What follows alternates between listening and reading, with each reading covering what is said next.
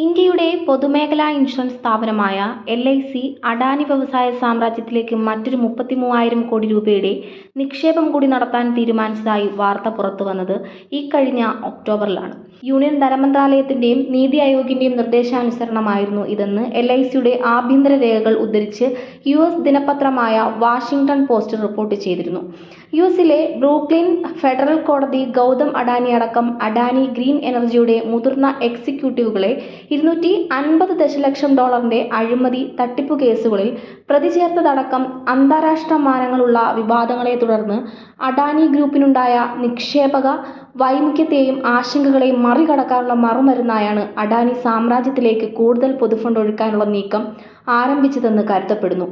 2025 LIC Adani port and special economic സോണിൽ 5,000 കോടി രൂപയുടെ നിക്ഷേപം നടത്തിയിരുന്നു. പിന്നീട് ജൂണിൽ US ആസ്ഥാനമായുള്ള അദീനി ഇൻഷുറൻസ് അഡാനിയുടെ മുംബൈ ഇന്റർനാഷണൽ എയർപോർട്ടിൽ 6,650 കോടി രൂപയുടെ വായ്പാ നിക്ഷേപത്തിന് മുതിർന്നു. തുടർന്ന് നിരവധി ആഗോള ഇൻഷുറൻസ് കമ്പനികൾ അഡാനി ഗ്രൂപ്പിന്റെ വിവിധ കമ്പനികൾ നിക്ഷേപത്തിന് തയ്യാറായി. LICയുടെ നിക്ഷേപ സന്നദ്ധത വിവാദ പരമ്പരകളെ തുടർന്ന് പ്രതിസന്ധിയെ നേരിട്ട അഡാനി കമ്പനികളുടെ വിശ്വാസ്യതയ്ക്കും സ്വീകാര്യതയ്ക്കും കരുത്തായി എന്നാണ് ഇത് തെളിയിക്കുന്നത്. നരേന്ദ്രമോദിയെ അധികാരത്തിൽ അവരോധിക്കുന്നതിൽ നിർണായക പങ്കുവഹിച്ച അഡാനി ബിസിനസ് സാമ്രാജ്യത്തെ സംരക്ഷിച്ച് നിലനിർത്താൻ മോഡി ഭരണകൂടവും ആജ്ഞാനുവർത്തികളും ഏതറ്റം വരെയും പോകാൻ മടിക്കില്ലെന്നാണ് ഈ വസ്തുതകൾ വ്യക്തമാക്കുന്നത്. അഡാനി ബിസിനസ് സാമ്രാജ്യത്തിന്റെ അധാർമികവും നിയമവിരുദ്ധവും രാജ്യത്തിന്റെയും ജനങ്ങളുടെയും ഉത്തമ താൽപര്യങ്ങൾക്ക് വിരുദ്ധവുമായ ഇടപാടുകളും നടപടികളും അന്വേഷണ വിധേയമാക്കണമെന്ന പ്രതിപക്ഷത്തിന്റെയും പൊതുസമൂഹത്തിന്റെയും ആവശ്യങ്ങൾക്കെതിരെ നിശബ്ദതയുടെ കന്മതിലാണ് മോഡി ഭരണകൂടം ഉയർത്തുന്നത്.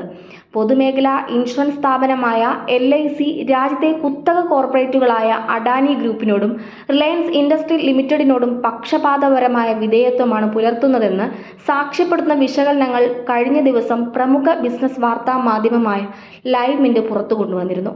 2022 ഏപ്രിൽ 1 മുതൽ കഴിഞ്ഞ 3 വർഷത്തിലേറെയായി ഇരു കമ്പനികളുടെയും ഓഹരി ഉടമകളുടെ പരിഗണനയ്ക്ക് വന്ന 9,000 പ്രമേയങ്ങളുടെ വോട്ടെടുപ്പിൽ LIC സ്ഥിരമായി അനുകൂലമായി വോട്ട് ചെയ്യുകയോ നിഷ്പക്ഷത പാലിക്കുകയോ ചെയ്തിരുന്നതായി വിശകലനം കണ്ടെത്തി.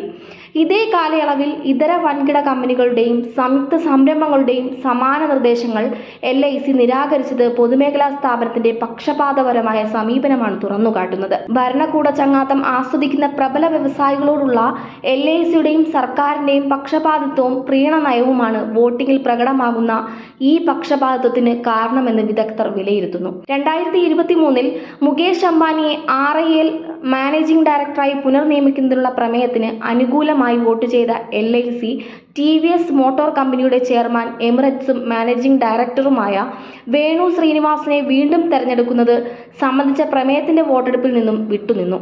ആഭ്യന്തര മാർഗനിർദ്ദേശമാണ് കാരണമായി ചൂണ്ടിക്കാട്ടിയത്. മറ്റു പല കമ്പനികളുടെയും സമാന വിഷയങ്ങളിലും LIC ഈ പക്ഷപാതപരമായ സമീപനം അവലംബിച്ചതായി മിന്റ് വിശകലനം ഉദാഹരണങ്ങൾ നിരത്തി ചൂണ്ടിക്കാട്ടുന്നു. അഡാനി കമ്പനികളുടെ ഇക്കാലയളവിലെ 368 പ്രമേയങ്ങളിൽ 351ലും LIC കമ്പനിക്ക് അനുകൂലമായി വോട്ട് ചെയ്തു. ബാക്കിയുള്ളവയിൽ വോട്ടിംഗിൽ നിന്നും വിട്ടുനിന്നു. ഒരെണ്ണത്തിൽ പോലും LIC അഡാനിക്കെതിരെ വോട്ട് ചെയ്യുകയുണ്ടായില്ല.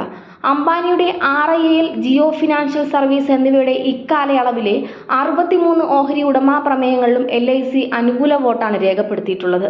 KK ബിർള കുടുംബം നിയന്ത്രിക്കുന്ന മിന്റാണ് ഈ വിശകലനം പുറത്തു കൊണ്ടുവന്നതെന്നതും ശ്രദ്ധേയമാണ്. 30 കോടിയിൽ പരം പോളിസി ഉടമകൾ കഠിനാധ്വാനത്തിലൂടെ ആർജിച്ച നിക്ഷേപമാണ് LICയെ ലോകത്തിലെ തന്നെ മുൻനിര ഇൻഷുറൻസ് കമ്പനികളിലൊന്നായി ഇന്ത്യൻ സമ്പദ്ഘടനയിൽ പ്രതിഷ്ഠിച്ചത്.